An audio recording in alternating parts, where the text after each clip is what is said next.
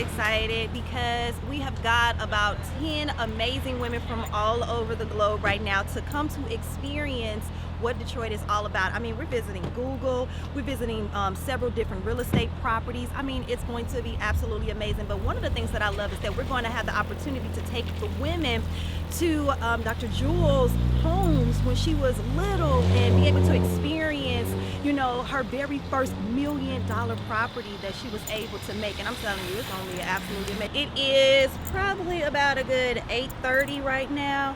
And we're actually here at Beyond Juicery. Dr. Jewel loves to feed us juice.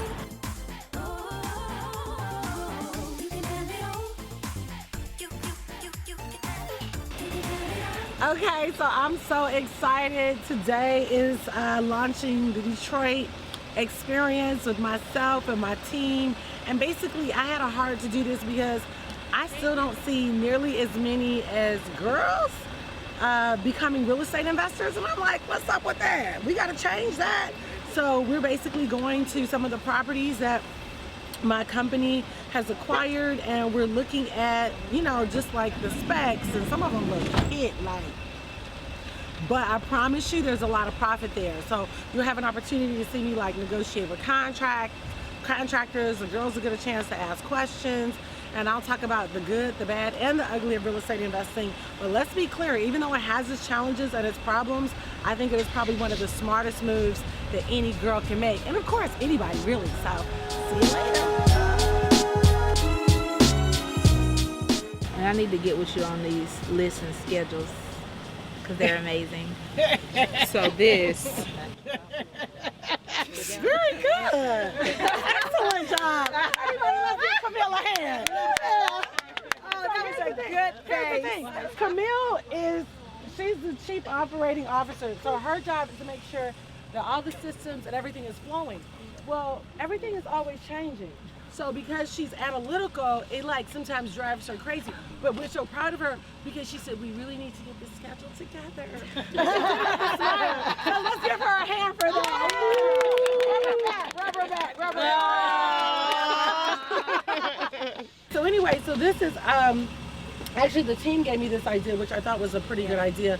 They said we should go back so the ladies can kind of understand your backdrop a little bit. So, you know, standing out here, you really can't tell, but the crib is really dope. It's a very open floor plan, 4,400 square feet. This is where I grew up. I grew up also downtown, a couple places, but I wanted you all to see this one. Very open, very white, beautiful pool in the back, spiral staircase coming down from the master bed to the pool. So we had a lot of fun here. My parents were the first African Americans to have a business downtown Detroit.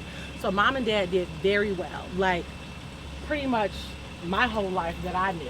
And then at 19, we lost everything. And when we lost everything, this is where it happened. So we ended up getting evicted out. Well, before we got evicted, we had to stay in that house probably for 2 winters with like no hot water. So we had to boil the water. So now my mind is, now mind you, we had his and her Rolls Royces sitting out here. I had my Volvo that I got when I was 16 sitting out here.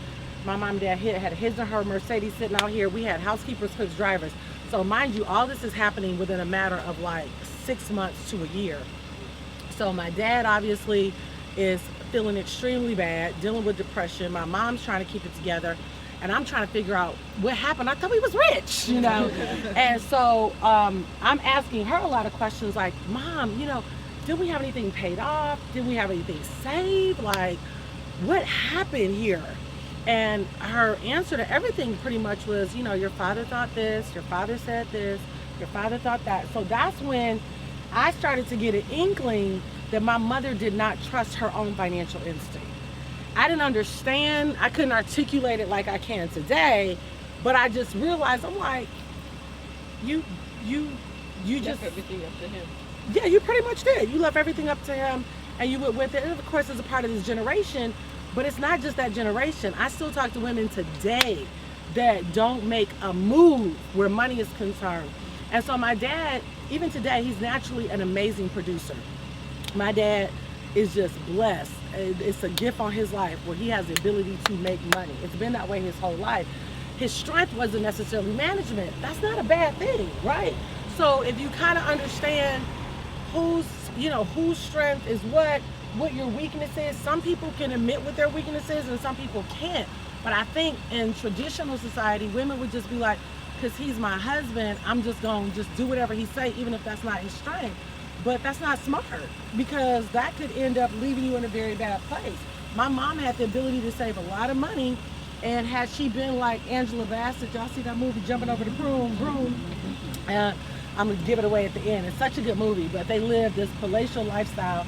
She thought her husband was cheating. He wasn't cheating. He had just lost everything. So when he finally told her, she's like, don't worry about it. I've been investing along the way. Oh. I was like, yes, girl, yes. This was the thing that really kind of made me say, okay, you know what? You gotta make some different choices. So now what we're gonna do is get ready to go over to the first condo that I bought for me and my daughter to move into. So I'll tell you a little bit about that story, how we got there, and then we'll keep going. All right? Okay.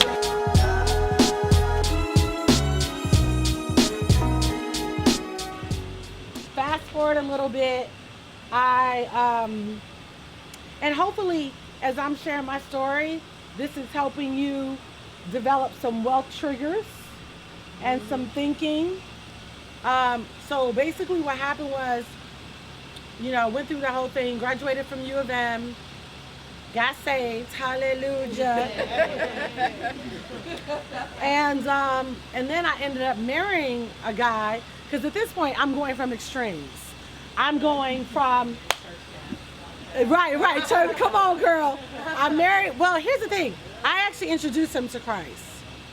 I was living with my parents, and he came home, his parents lived next door, and so we started doing Bible study. Oh my back, how'd that happen? Get up. That's why singles don't need to be doing Bible study together. But it didn't start off as Bible study. But anyway, so we ended up getting married. Now I was told, don't marry him or wait. I didn't want to wait because I'm like, he go to church with me. Great faith. He pray in tongues. Come on. Yeah, right there is good stuff. Yeah. He loved Jesus. So we get married, and then the first week, I knew it was a problem. He was edgy, tense. I'm like, what is the problem? And so anyway, so I went from an extreme, give me a church guy. He really didn't have anything, but we'll build together. I'll pray, and the Lord is gonna fix it. And I quickly realized, because here's the thing, he sold me on the dream. He had big dreams, he really did. But he wasn't willing to do the work. Didn't like the work. And so I would be working and then come home and then want to find another business meeting to go to. And he would be like, I'm gonna sit here and play video games. Bruh, we're living in a 2-bedroom apartment. Like, what you talking about? We got bills to pay. So that started to be a pattern. Then he started smoking. Not our first year of marriage, but the second year of marriage. Because what was happening, I had got hired on a Nextel, which is a little 2-way radio thing. And I started to soar. I mean, I went in there, I was like, I'm making 6 figures. But then at this point, I'm pregnant. I have a baby. So now, because he's not really where he wants to be financially, I'm making more money. He's feeling insecure, tense about it. I'm getting some jealous backlash. But I'm trying to go out of my way to build his ego, and honey, it's okay. And I pay for us to go on this cruise. But then after a while, going into that second year, I start feeling a little taken advantage of. Because I'm like, wait a minute. We splitting the bills. I'm making $5,000 a month. You making $2,000 a month. I can handle that. What I can't handle is that we're playing 50-50 on everything, so I'm really paying more. I can handle that, but what I can't handle is you're not willing to go over and beyond with your work. So now I'm starting to feel like you taking care of me. I'm going to business meetings, see these other brothers in there like, I'm like, what'd I do? Did I really make the right choice here? Because, I had to be sitting up here and dealing with this.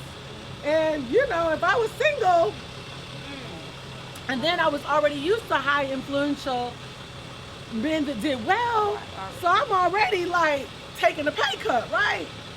So I'm really, at this point, I'm really fasting, I'm really praying, and I know I've made the wrong choice. I don't want to really talk to my spiritual parents about it because they told me to wait in the first place. So I'm really dealing with embarrassment. I'm dealing with shame. I don't want to talk to my friends.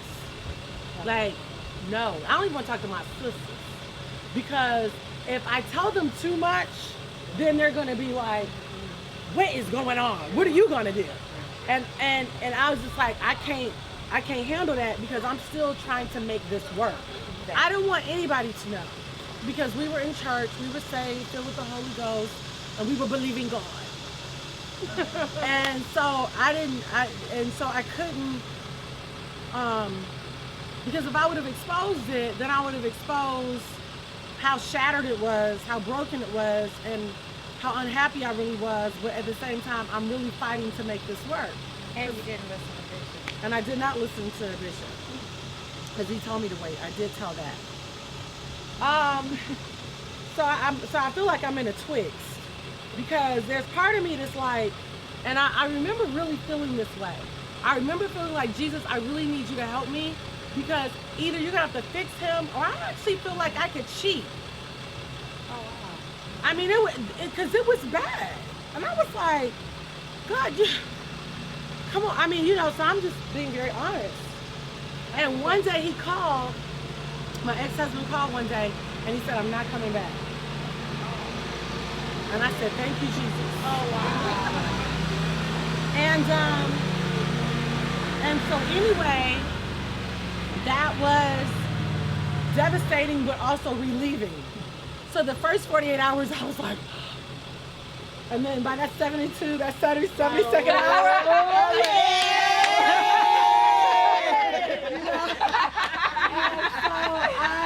I went out, I got a weave, a new weave. A new one. Yeah, a good one. I went to Hilton Head with a girlfriend, and it was just, after that point, it was like, this is really good. So then I moved back in with my parents, and I stayed with them a couple years, and then I was like, and I got comfortable, because it was an in-house babysitter, because remember, we had a baby, she's like 2. So I'm like, oh, this is perfect, live with them. And then, but I stay faithful in church. And then I remember Holy Spirit saying, okay, now it's time to get out of your parents' house. Right. I had my daughter in Cornerstone Private School in Detroit, had just bought a Lexus. It was like, it's time for you to get your own place. And so this was the first condo that I bought for her and I. Yeah, praise the Lord. And then I just kind of draw a line in the sand as a single parent at the time. And I said, I'm not going to struggle. I'm a tither. Amen. I'm gonna get a nanny. God sent me a nanny from the church named Miss Ruth. She would come over. And then I believed God to have my parents move. So my parents, they bought a place right there. That place had come up for sale, land contract. So I believed for that, and they moved in there. So that was a big support team for me, but I just kept believing. I just kept saying, I'm not gonna struggle, I'm not gonna struggle, I'm not gonna struggle, I'm not gonna struggle. And so that was 18 years ago, you guys. Oh, wow. Yeah. All right, so now we're about to go to an investment property. This is a funny story, but I'll tell you when we get there, okay? All right, so let's Hey, everybody.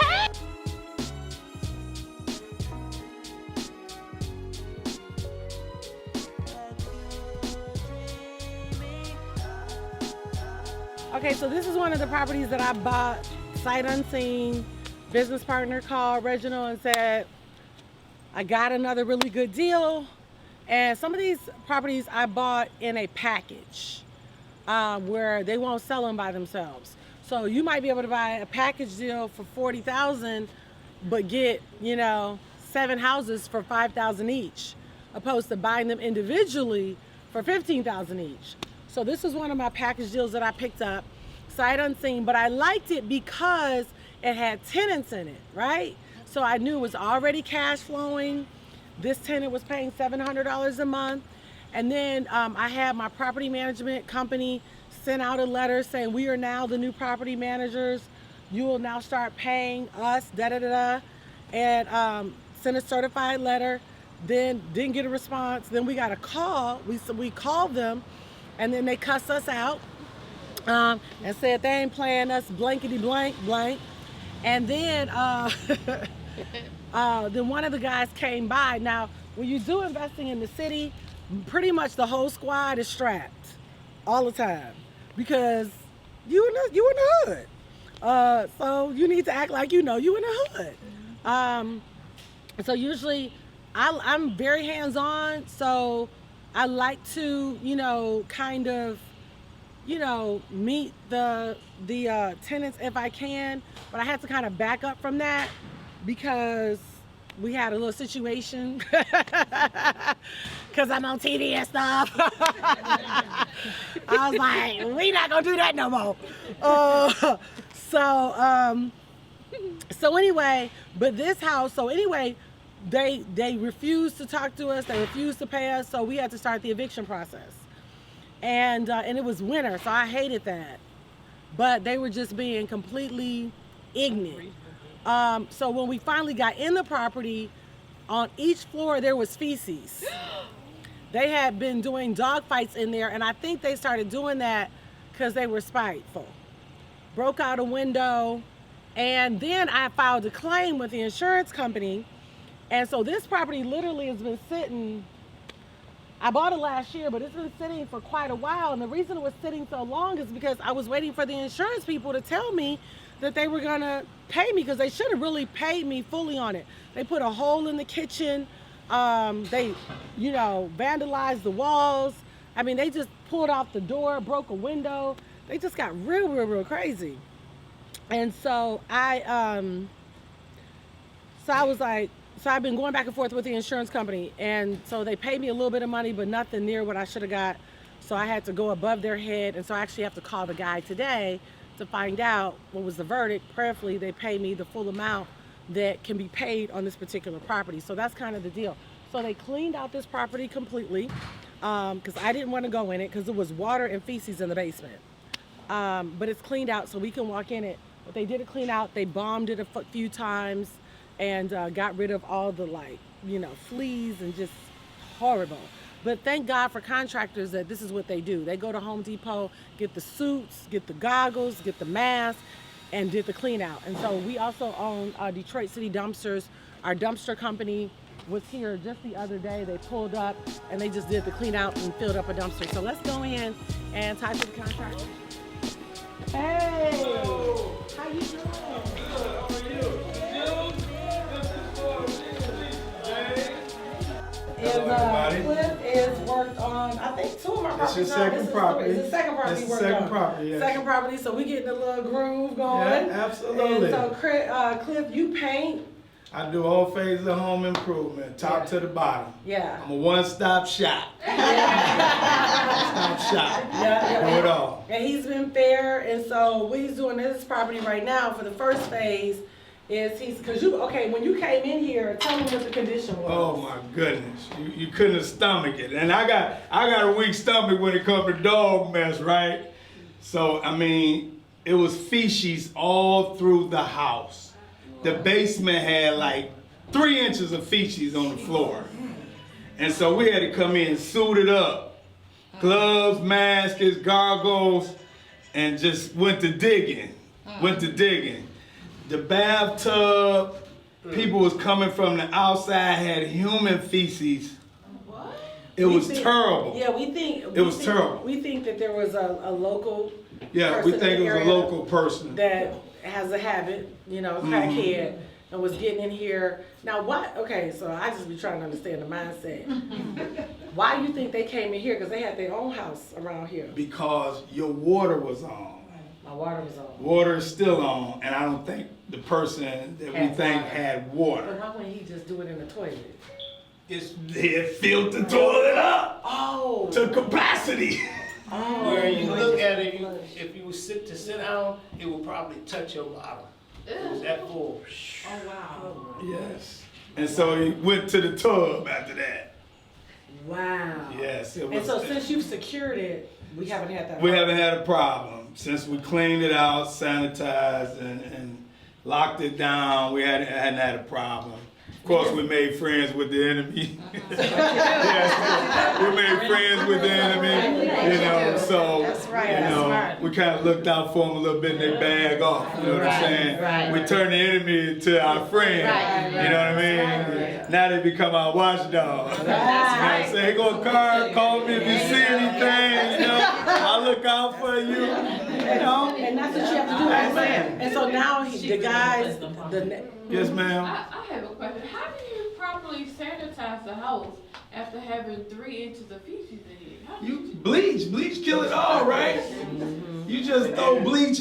We use bleach and everything, and we still got some more bleaching to do. Because there's still some undercover stuff hiding out. You know what I'm saying? Like on the stair guards. We know it's up under the stair guards, so we gotta get rid of all that mess. So Under the tile. Yeah, under the tile. We might All gotta the surface remove of the all wood, that tile. hardwood, You know. surface, it needs to be sanded down.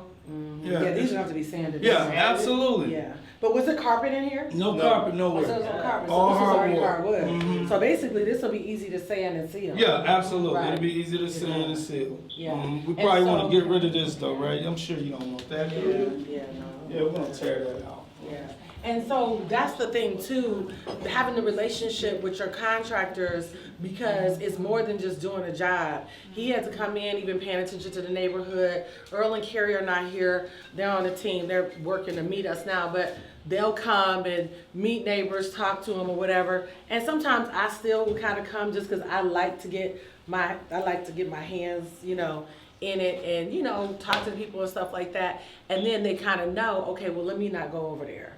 Because they're actually caring about the property, they're fixing the property up, you know what I mean? Now, the one thing I have to be mindful of, because I do know now that, you know, somewhere close by, there may be a crack user. If I have a mom and a child in here, you know, I have a conscience. So I would have to tell her, listen, this is what I think. Now, how's it been looking though? Has it been quiet? It's quiet. Oh, yeah, The neighbor it's next a door, nice she's quiet block. like an elderly lady. She's like in her 60s. Oh, They're Yeah, quiet. she's very nice. Okay, that's good, that's good. Happy So like I would go anniversary. over, so I'm glad he told me that. Absolutely. Because now I'll go over there, knock on the door, introduce myself to her, tell her we appreciate her keeping her yard up. We're working to do the same thing. Let us know if it's anything that we need to be done. So now you start establishing a rapport in the city. So if I decide, okay, I want to also buy that house, if that house come up, so now, because that's how you kind of end up buying the block. Right? You'll be like, okay, I got this one, but then that one just came up, that one just came up, right? And then you got contractors that are integrous and, you know, communicate. That part is important, especially because I'm not here every day. Having those relationships become really, really important. So when I'm looking for a contractor, I'm not just looking for somebody that knows how to do the work. I'm really looking for somebody that got a good heart, that really cares, so we can kind of develop a relationship and they'll communicate with me the things that need to be communicated, okay? All right, so let's keep, Cliff, you gonna give us a tour? Sure. Come on through. My guys, I gotta give my hands up to them because they held it down when I had to bust up out of here. they really held it down. Yeah. You know, and So now what's this is? this is part of your furnace stuff, right? Okay, okay. So we decided to keep it because we know We can you're use gonna it. be able to use it again. But we never put the furnace or the hot water tank in until the tenant is ready to move in. Because crackheads will come and try to steal it. But the goal is we have a network of house sitters. You got any house sitters right now? We'll find you some. Because I'm not for here right now, but I'm thinking I got another property, Cascade, I need a house sitter. But you have house sitters come in there and stay for free, and these guys, and sometimes couples, will come and just go from property to property to property, and the whole goal is for them to watch over the property, and it really does help, because when people see somebody live there, a lot of times they won't try to invade. Absolutely. May I ask, what's the scope of work that you're gonna do here? Will you be replacing like the windows as well? Yeah, or- absolutely. Window's gonna have to be replaced. As you see here, see the top part of this window is totally missing. So we'll have to replace that whole window. Now in the bedroom, they just broke out windows, so we could actually have them repaired.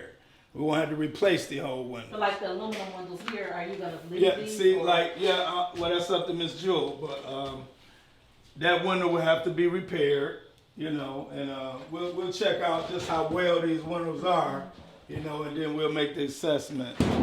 you know. And do you tend, with your plumbing, only because I know they do break in and steal, do you tend to use do you put copper back in or do you blue and red? Nobody use copper anymore. We've been turned from copper. So, now they got the red and blue packs. Right. So you run the packs and you never have to worry about nobody stealing your copper. Right. Your They come pipes. in, all you got is Never. a broken door. Yeah. Right, absolutely. So you guys want to go, and that's why Miss Jewel here is to determine if we're going to tear this kitchen out. Yeah, we have to. And I do believe so. Yeah, we have to. We're going to Yeah, all we the got to get cabinets. rid of this and update it, and it'll look very nice. Now we got 2 bedrooms here, and they were marked up pretty bad. Oh, this is where they kind of had the graffiti. This is where all the graffiti was. They just painted the rooms the way they wanted. And we just running kills on everything right now, just a stain kill. But everything was graffiti. They just What's in the closet? nothing. Just a bunch of old. They didn't leave the dog in the closet? No, they didn't leave the dog. I don't know if, oh yeah, this was the house they had the dog fight. Yeah, this was the dog house. Yeah. Do you take before and after pictures with the clinic? Yes, I do. Yeah, he does. Yeah, I take pictures. I like to keep He Miss Jules sent informed to me of every and move I do. videos and, Yeah, yeah. I like to They keep send them informed of over, they send them everything over I'm daily. doing. So ladies too, Absolutely. and so keep in mind too, like as we're going through the properties and y'all looking to become investors and stuff like that, keep in mind even the amount of work that could potentially go in the properties that you're looking at. Because see, this is the next property we may visit or go to may not be as intensive as far as like with what you will have to fix up. This one may just be one that Jules is like, look, I'm definitely going to invest the money or the time. So always keep that budget in mind. If you're looking to willing to spend $25,000, $30,000, including with certain fixing certain things, because you don't have to do the floors, you don't have to do the cabinets. They could have just refurbished the cabinets and repainted it, but it's up to the investor. So just think about that as we're going through these properties. Once you guys wanting to start to invest and what that looks like from a budget standpoint and what you're looking to actually invest.